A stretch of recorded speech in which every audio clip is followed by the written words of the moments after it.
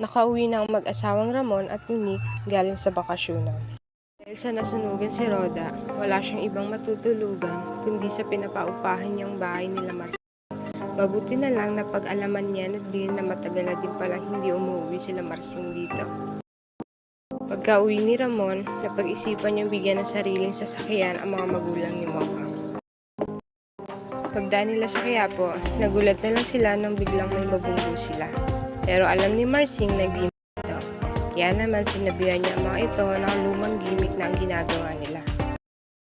Agad naman sila nakilala ng mga ito. Kaya tinawag siya sa pangalan.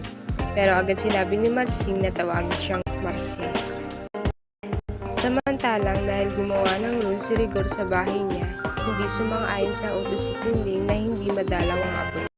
Madiin niyang sinabi na hindi mo ako mapipigil na madalaw ang apo ko.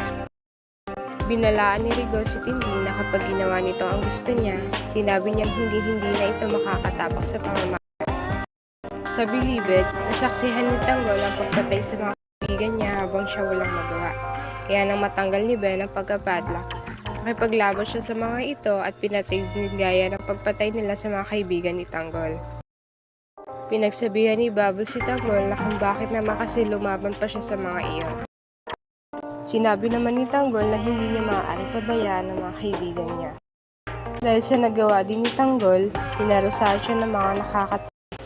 Kasama si Ben, ikinulong sila sa mas masikip na kulungan. Napaluha na lang si Tanggol sa nangyayari sa kanya. Habang umiiyak, binanggit niya na siguro nga ay napakasama ng tao. Kaya halos lahat ng mga sa buhay ay kinukuha sa kanya.